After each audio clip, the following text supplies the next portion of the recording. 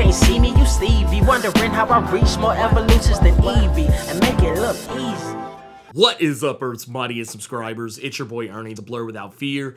Welcome back to the channel. So today's video, I had the pleasure of speaking with Griffin Sheridan and Ethan Parker, writers who you might be familiar with if you have read stories like Kill Your Darlings over Image Comics. And what Griffin and Ethan are working on right now is one of 3 flagship Godzilla titles. We know there's going to be Adjectiveless Godzilla, that's going to be a joke later on, as well as Starship Godzilla, and last but most certainly not least is going to be Godzilla Escape the Deadzone, which is what Griffin and Ethan are working on. So you are about to jump into a conversation between myself, Ethan, Griffin, as well as my Blerd Cave co-host, Carter. It's going to be a fantastic conversation. This actually might go down as one of my favorite interviews ever.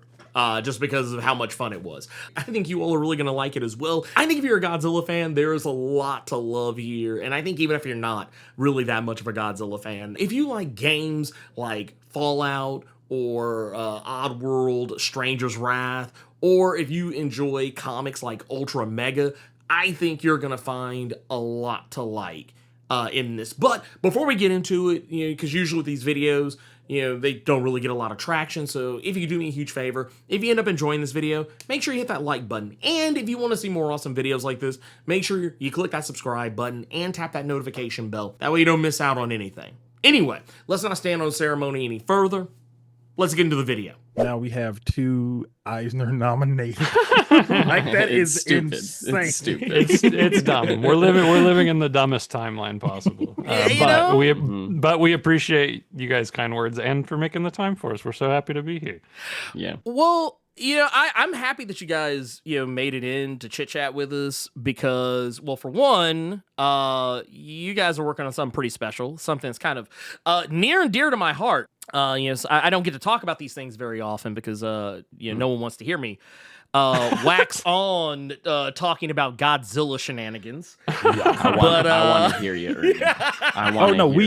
We have all heard this shit every Saturday. He does not shut up about kaiju and Godzilla as a whole. We have there's a running gag that if you want a fast way to stun lock me in a conversation, is to be like, hey, Ernie, what is your favorite piece of tokusatsu history? What is your favorite Godzilla? Who do you want to see Godzilla fight? Do you want to ask me about Super Sentai and Kamen Rider sometime? I won't shut up. Oh my god! I mean, lucky for you, it's we're in the peak of the Zillisance right now, man. Right? Like there has never been swing. more. It's you can't spit without hitting a Zilla of one kind or another. Yeah. I mean, look, nobody loves it more than me because, and it's wild too because I actually really liked this setup because, I guess I'll give a real quick kind of primer Sure. for what we're talking about because for those who don't know, Godzilla, I think last year was the 70th anniversary? It might have been this year. I might be misremembering my time frames. Right, yeah. But the Big Green has gotten to 70 years old. And I mean, as kings deserve, Godzilla's getting all the love. And right now, the Kaisei era is popping off. Actually, as a matter of fact, at the time of this recording, I think Godzilla #1 will be like kind of on the horizon. Yes. You're gonna be kind of seeing Godzilla getting ready to creep back up in the on the IDW side of things. Yeah. And this is a new era where really a lot of cool Godzilla stuff is happening. We're going to have Godzilla by Tim Seeley, but we're also going to have another title that is also going to be by our special guest here today, Griffin and Ethan. They're going to be writing Godzilla Escape the Deadzone, a book you've probably gotten sick of hearing me talk about. Not me. I'm not sick of it. No. More. We demand more. Honestly, okay, so I'm gonna give a little bit of background here on this. I got to see before I got to see the actual finished first issue. I got to see it was the unlettered preview pages, right. And when and even without being able to read what was going on, I already knew this book is going to be fantastic. Thanks, man.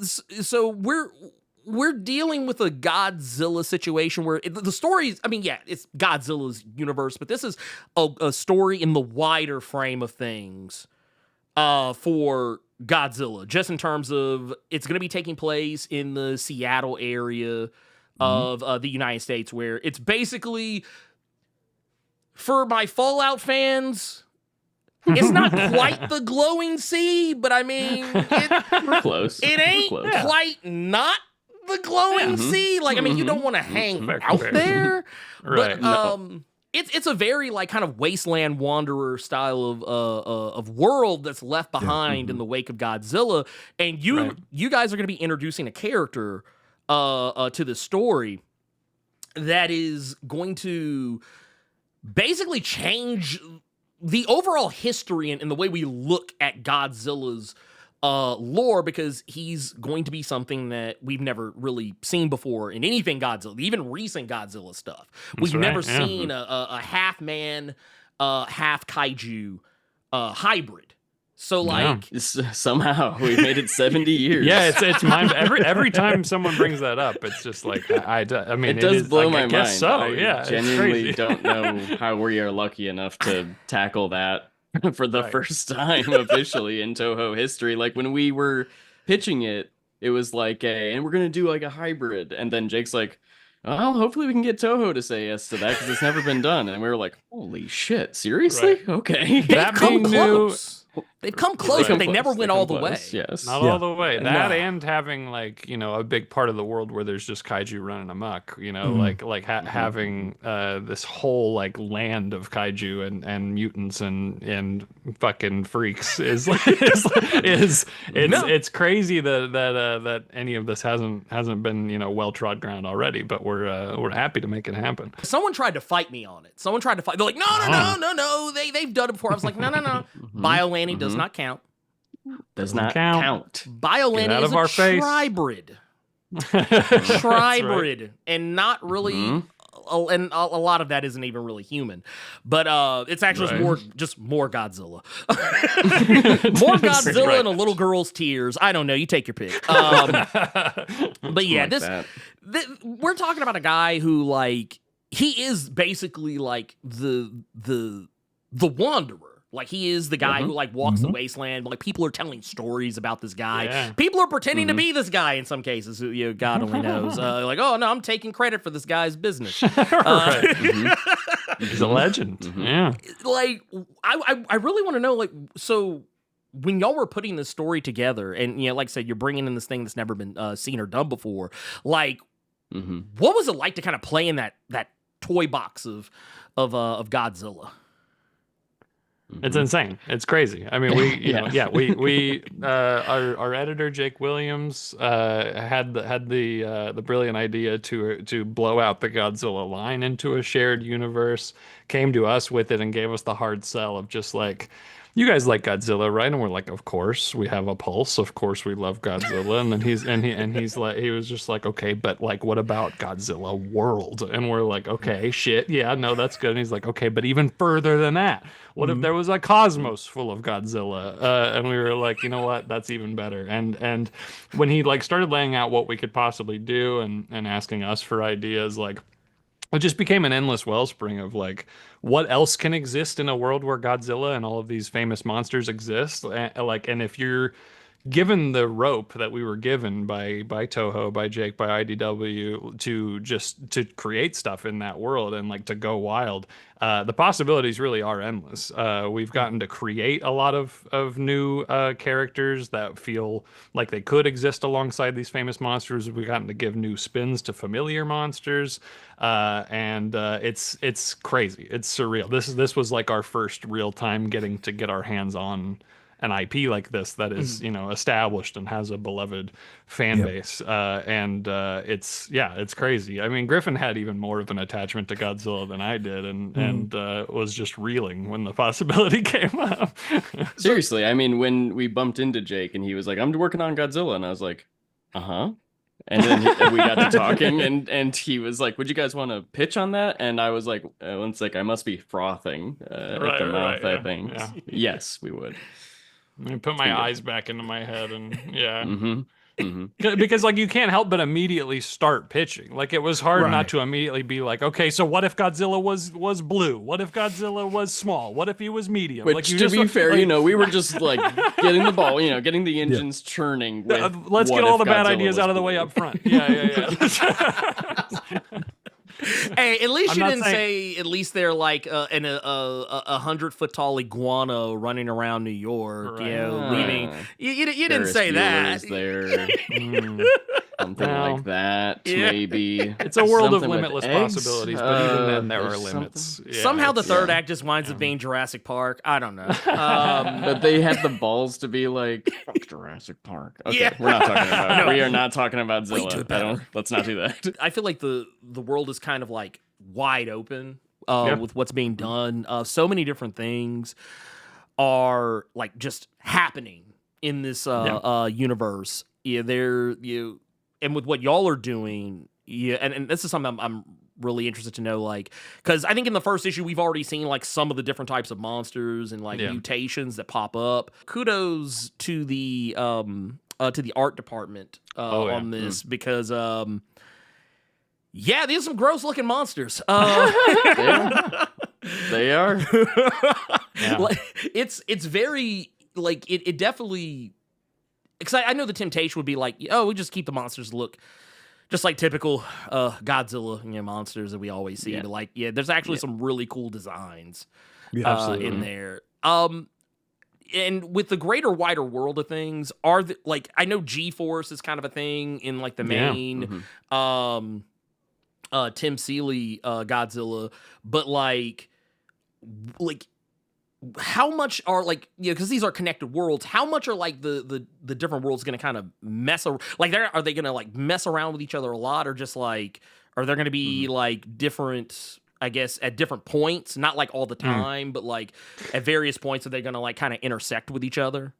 Yeah, I mean, we're of the opinion that a shared universe, the only point of a shared universe is when it adds to the fun, and not when it, makes you feel like you have to do more homework, or you feel like you don't enjoy one particular, series because you need to be paying attention to so much else. And so all three of the books can be read on their own.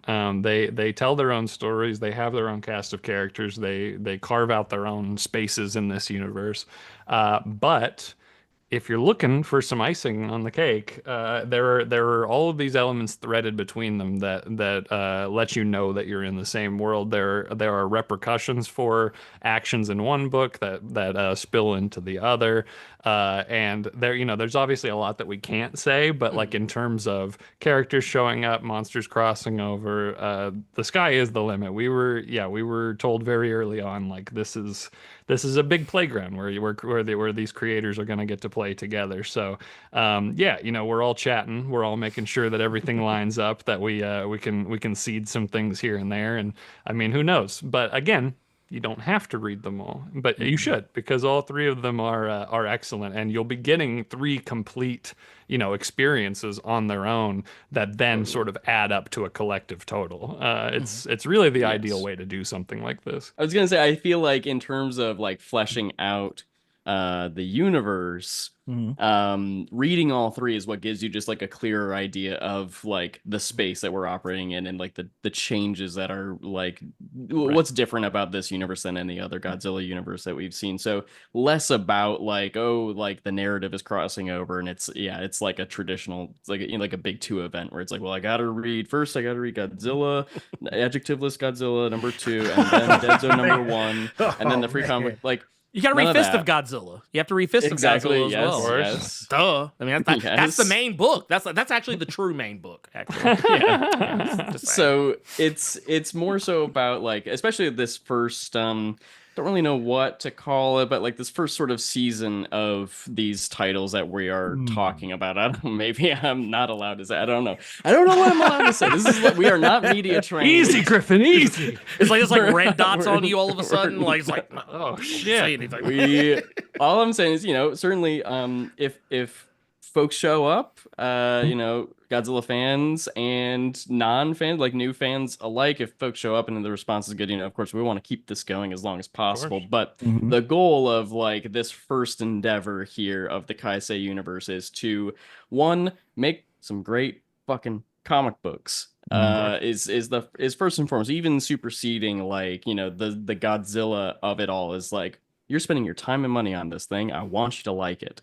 But of course, because it's a Godzilla book, hand in hand in that is, let's make it a great Godzilla story. Right. Great Godzilla story for longtime fans and new readers, and let's give them all something interesting to chew on when they read all three, and there's a bigger picture of this universe and the implications of everything going on. So it was less about how can we immediately get, you know, the Wanderer to go cross over into Seeley's book. Like that was not really something that we were trying to do.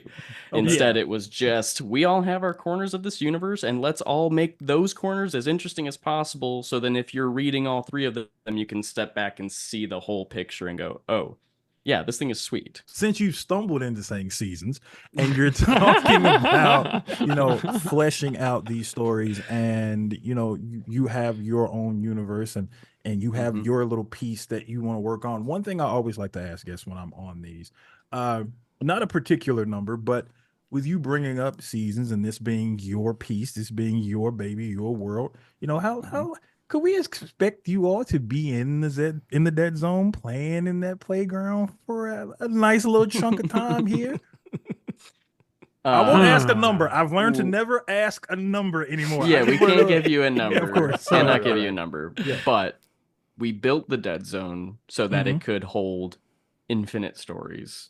Gotcha. And that is certainly the desire, is to go and explore as much of it as possible, to set up a lot of questions and then spend as much time as we can answering as many questions as we can. Yep. And there's some characters that are not totally introduced in issue 1, but that will be coming up in the foreseeable issues here that Ethan and I are always like, yeah, we could write these characters forever, I think. 100%. And Pablo Tunica, the artist on the book, is so in tune with those characters that, like, including the Wanderer and then these new ones that we're talking about and Godzilla itself, that it's just kind of like, yeah, we could do this forever. We're so in sync, and it feels so awesome for everybody to be on the same page about how these characters act and what this world is like, that it's like, okay, yeah, we can explore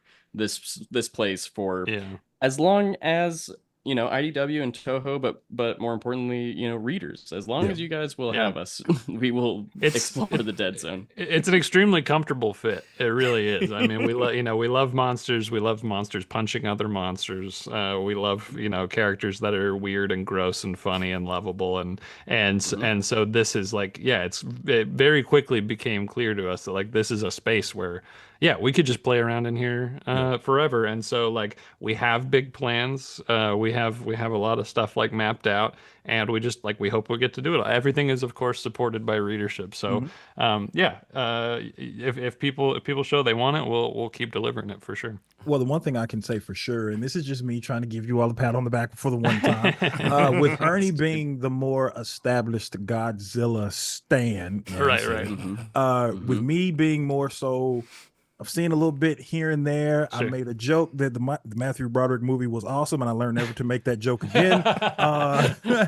One thing I can say about the Deadzone for sure is that even if you are a huge fan like Ernie, or like a more casual one like me, you don't feel lost reading that first issue, because everything that you were doing was really thought out. It was really well done. You're able to follow that story, and the art just kept you wanting to see where things were going. I made the joke when Ernie first brought all these IDW Godzilla books to everyone's attention on the Blerd Cave, that I saw how the Wanderer looked on one of the first like covers that you all had put out.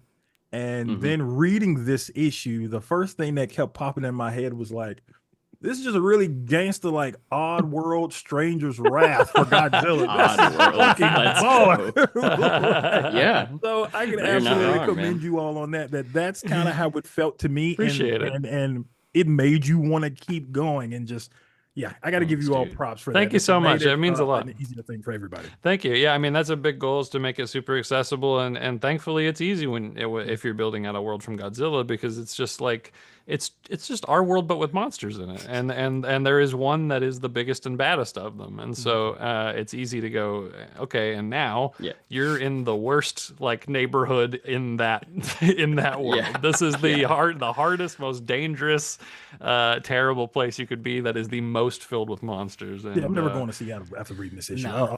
Well, you can't go to Seattle. You can't go anywhere in the Pacific Northwest. You can't spit in the PNW without hitting so a true. kaiju in this world, and it's no good.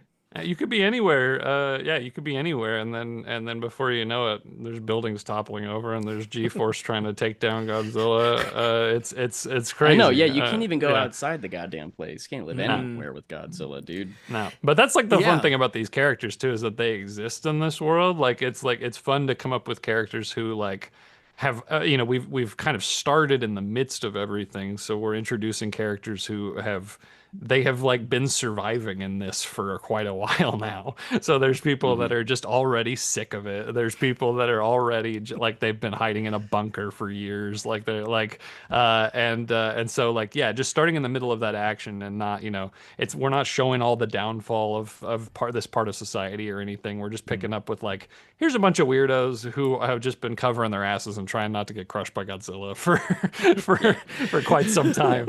Yeah. What I liked about it, and this is something that I think my audience had kind of keyed in on when I was showing off some of the covers and the some of the art for this, was that they were kind of clocking that everything just looks so like perilous. And like I think there was the shot that I know has been making all the news sites where the Wanderer's like staring down this monster. He's got his shotgun out, and it's just like, and like when I was showing people this, that was kind of the thing that was like, all right, look, I was like, if y'all aren't in by the time I show you this, if this doesn't move you. This man has a shotgun and a tail. What more do you want?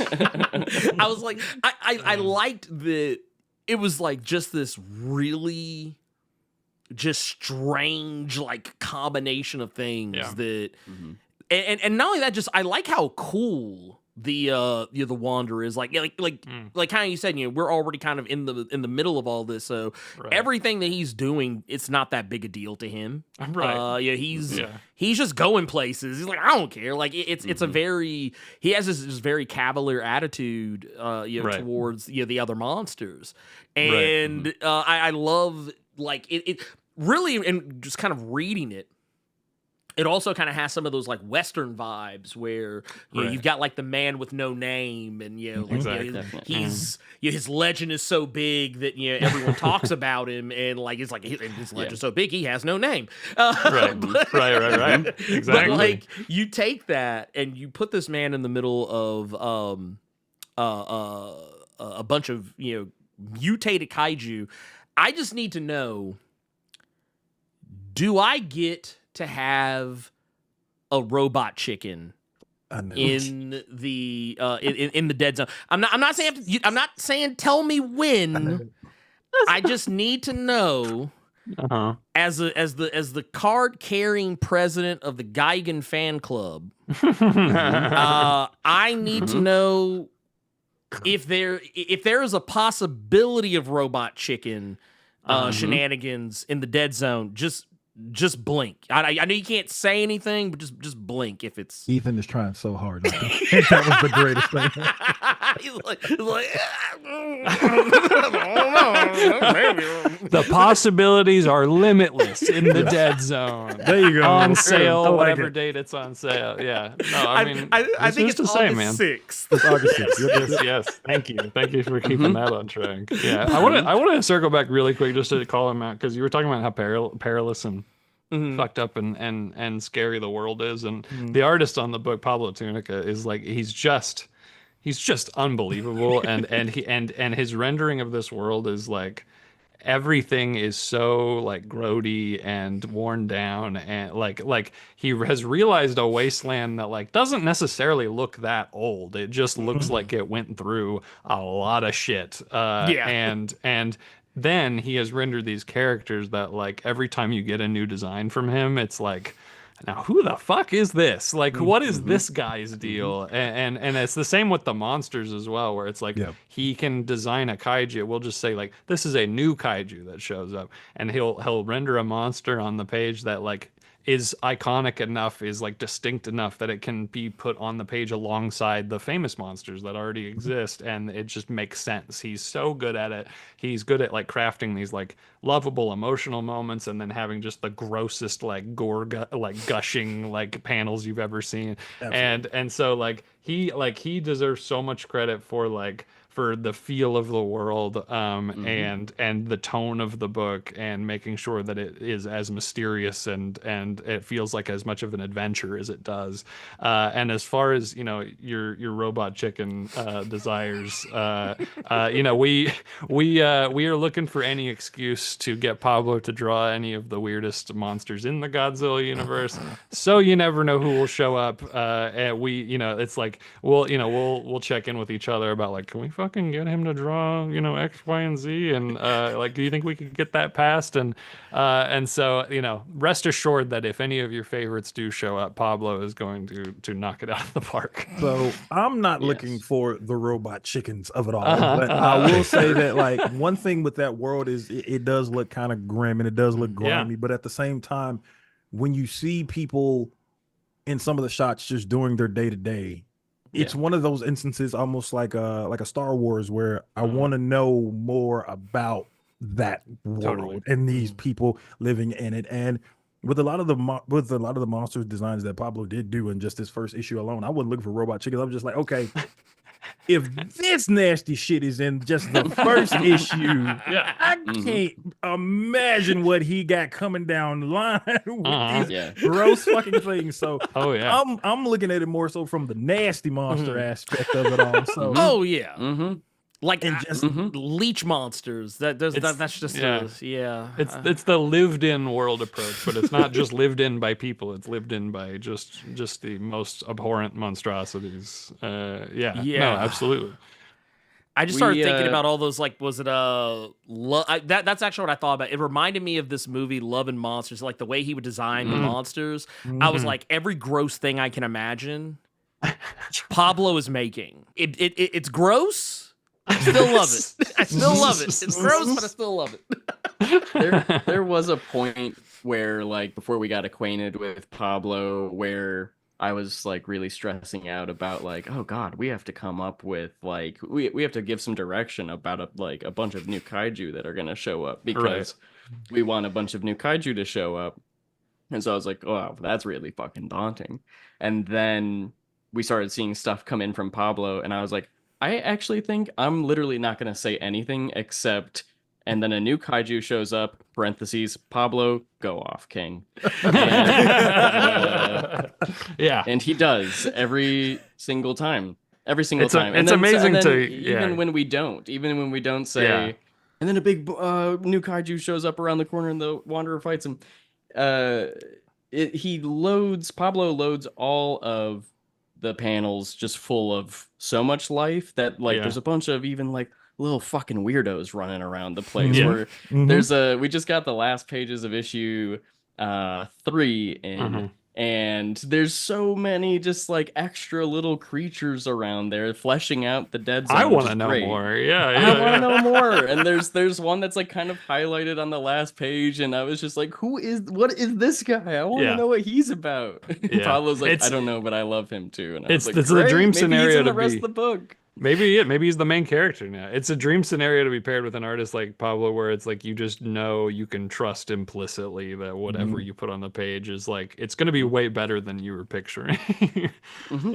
Well, I like hearing that, because that's something Carter and I talk a lot about in terms of with writers and artists, you're working collaboratively on a story. And I'm not gonna name names because I don't want to make it hot for anybody, but I've talked to some people where Ryan it's Stegman, you can say.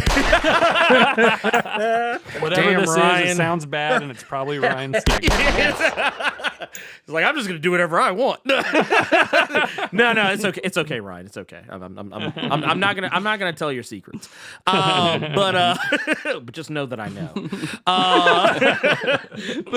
But no, I've talked to some people where I kind of get the vibe that it's not a collaborative effort, that it's just it's just two people doing a thing, or multiple people doing a thing, and whoever is just along for the ride. And I always love when kind of hearing about how when a writer's turning in a script and it's like, oh man, artist came back with this amazing stuff that just like kind of slick changed how I looked at something, or maybe gave me some ideas for some things that I didn't even consider, or where it's like both sides of it are Both parties telling can the trust story. each other to do Yeah. their thing. Totally. Yeah. Totally. And you're in sync. Like the idea that like I can already imagine like when you turn in like a script and like it's like, hey, I need a new kaiju, and Pablo probably comes back with like 20 pictures of like 20 random kaiju. Yeah. And it's just like, well, bruh, we can't use all of these in this. We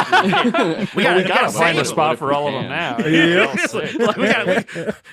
we gotta save these. Exactly. But and then the next arc was already Yeah.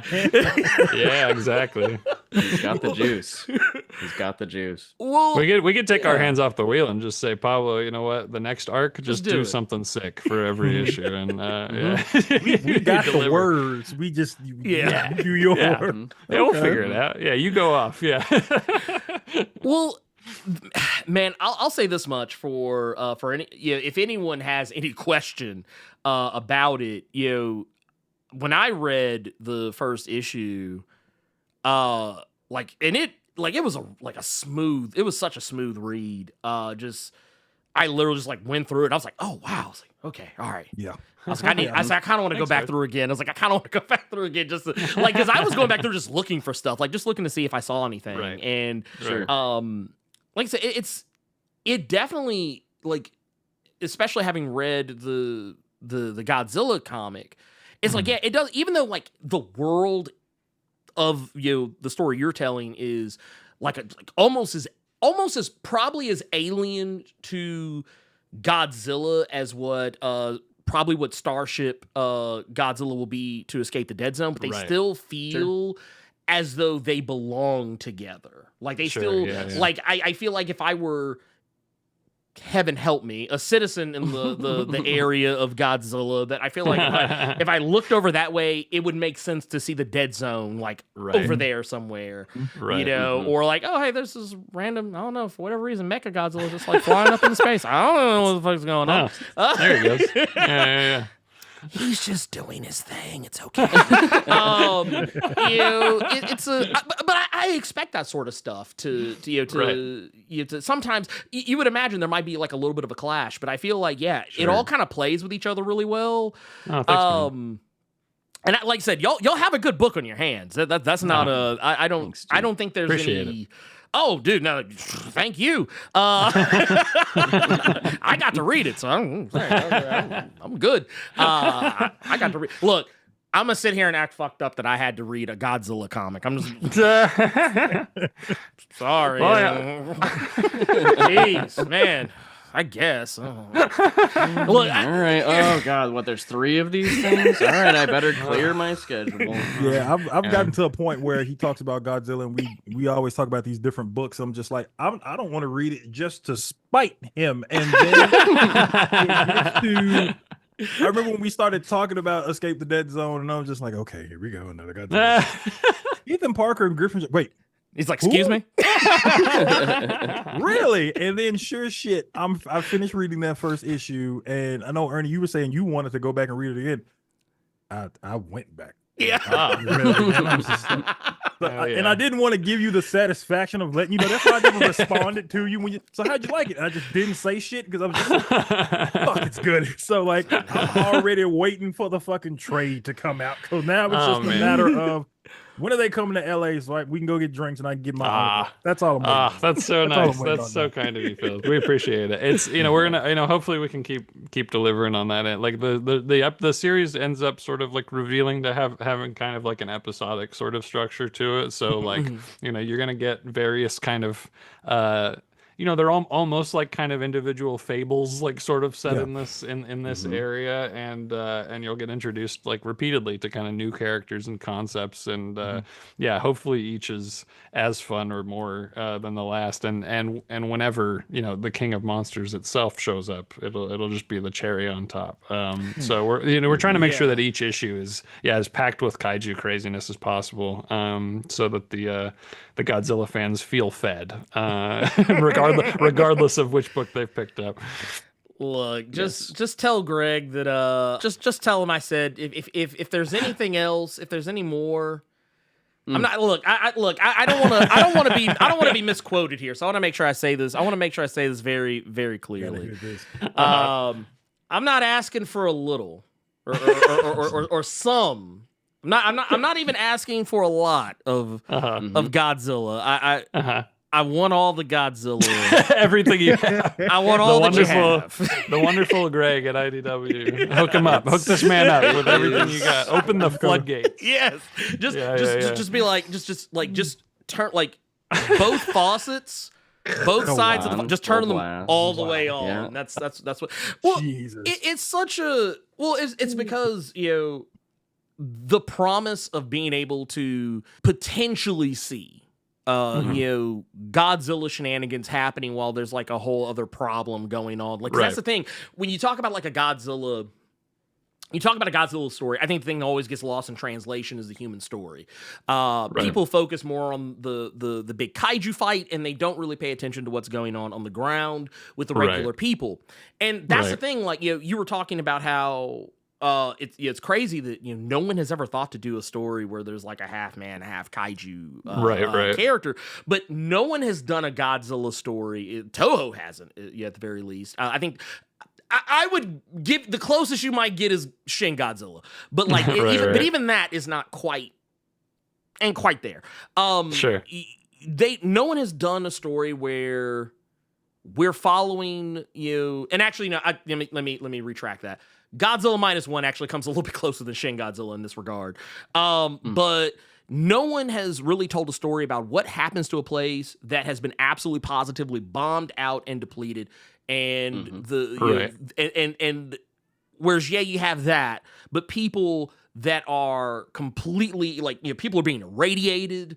There's people who have been mutated. We haven't seen that story, and I think that story is something that is an interesting one to tell because kaiju fights, once again, I love seeing big kaiju slapping meat. That I'm all for it. But that's actually what our pitch document said. That was our that was the title originally. Godzilla : Big Kaiju Slapping Meat. Big scaly kaiju. Yeah, they weren't sure we'd be able to move that off the shelves. Certainly not without a poly bag. Yeah. Well, see, but I almost said, let me not say that because that might get me in trouble. I was about to say, no, fuck it, I'm gonna say it's my show. At least y'all would have earned the poly bag. I'll. Well, what are they gonna do? Fire me? I don't work for them. But no. Just saying. You got to earn your red bands. But I like that that this is what y'all are doing. That Thanks, you're actually focusing on those people and making them interesting enough that I give a shit as to know. Like, I don't know if any of these characters will come back.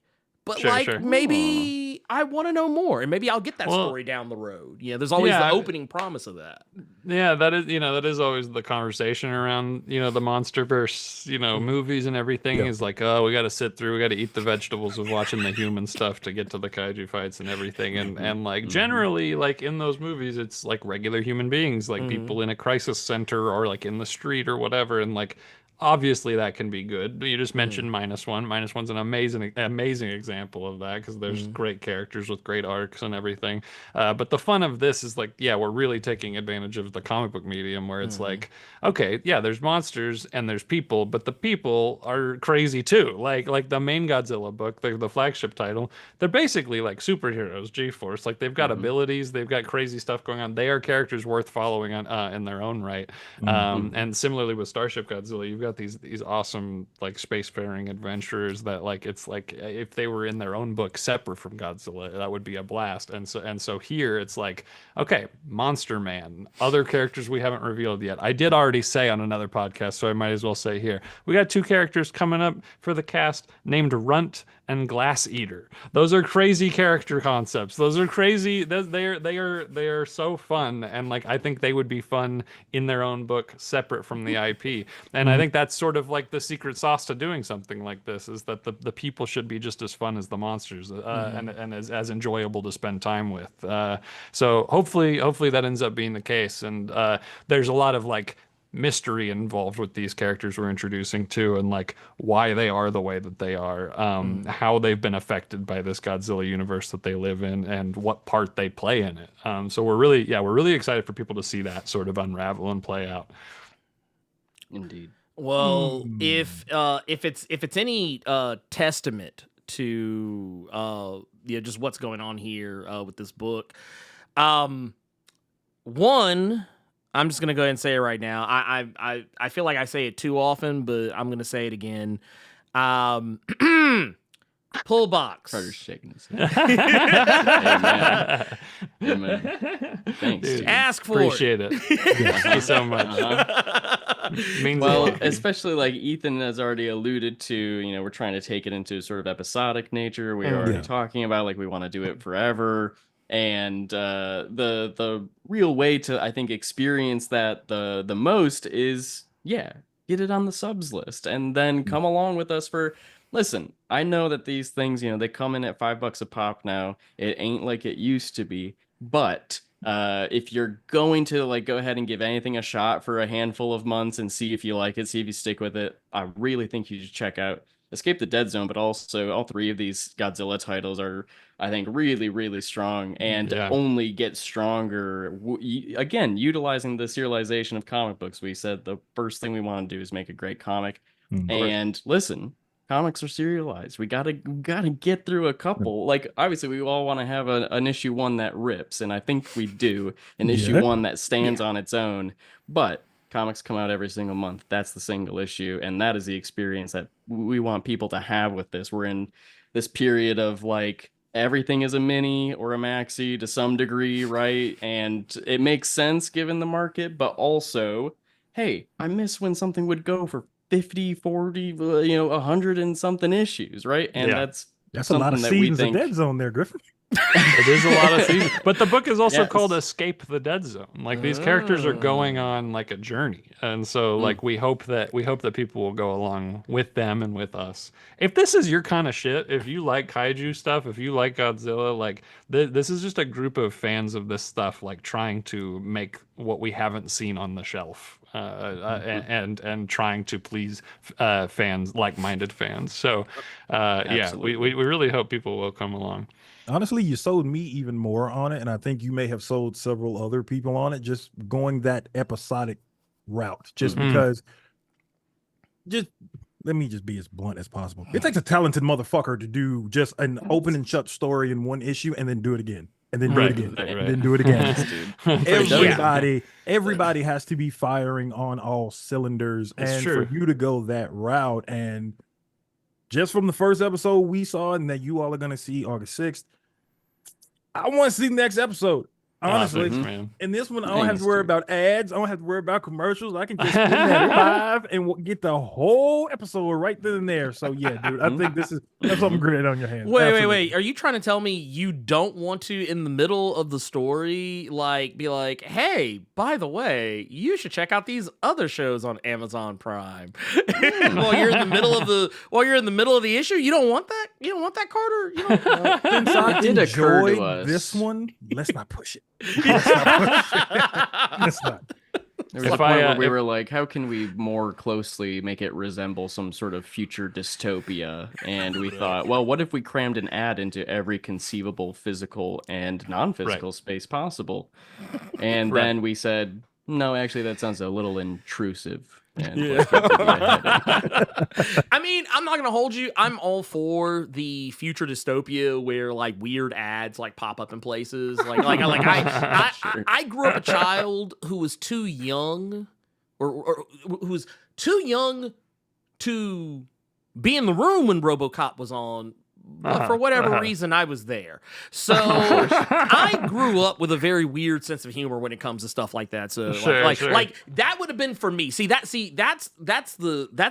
director's cut y'all send me. Don't send that to the because I'll eat that shit up. I'll be like, man, look, you see this car here? There's Pepsi in here. What is that? Yeah, I was gonna say, what if it's not a weird ad? What if it's just M&Ms? Yeah, just M&Ms. It's just M&Ms. Yeah. You know, if I could, talking about the episodic nature of it, if I could drop a tease for a future issue as well, we turned in a script recently for an issue coming up that features a character prominently, sort of the focus of that particular installment, who is a character that you would never have thought you would see in an officially licensed book with Godzilla on as the title on the cover. The fact that the issue is centered around this character is bonkers and bananas unto itself, and I kind of can't believe they let us do it. So that is something.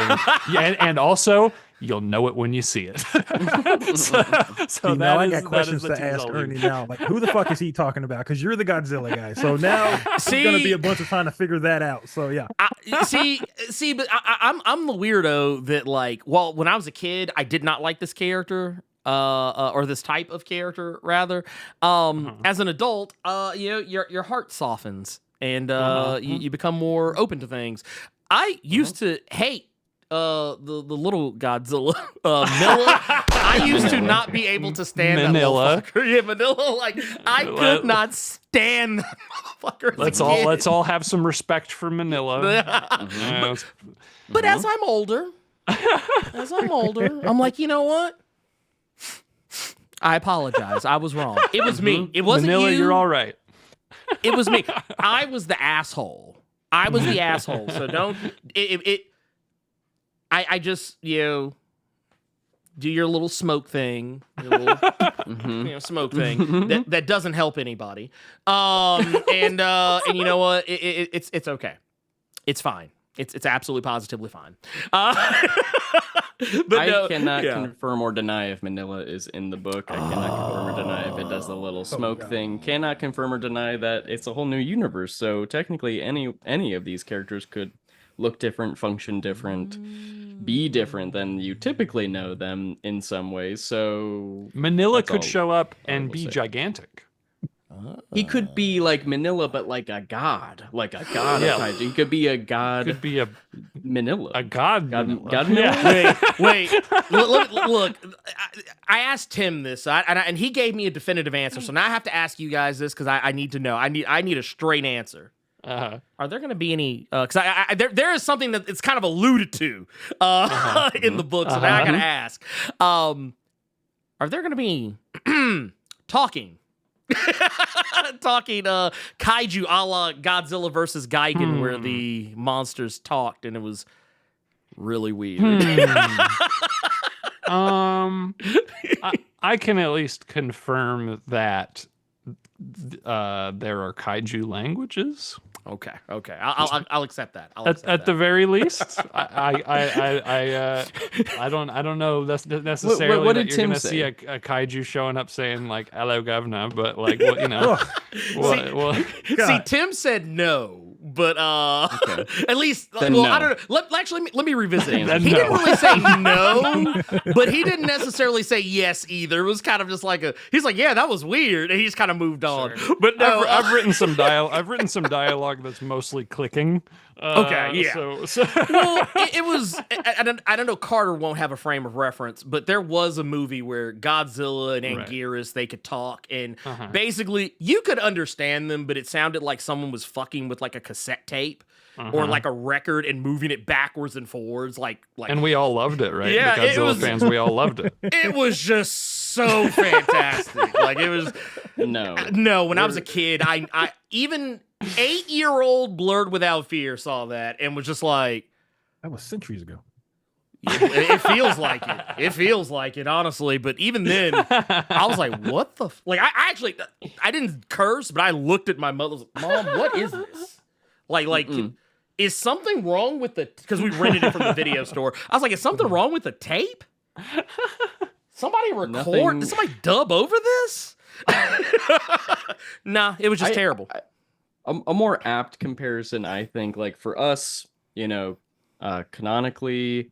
In this universe, the voice that we hear in our head when we have Godzilla in the book is the 1978 cartoon where it's like, that's just a guy. That's a guy making like monster sounds in the booth.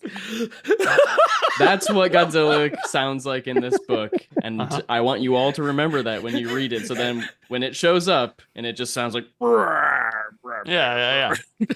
No, we're on the same page about this, so I think that makes it canon. Yeah. So, which I feel like is close to what you're talking about. Can they talk? And the answer is, I don't know. Does he sound like a regular guy? Does he sound like a guy in a VO booth just going ham?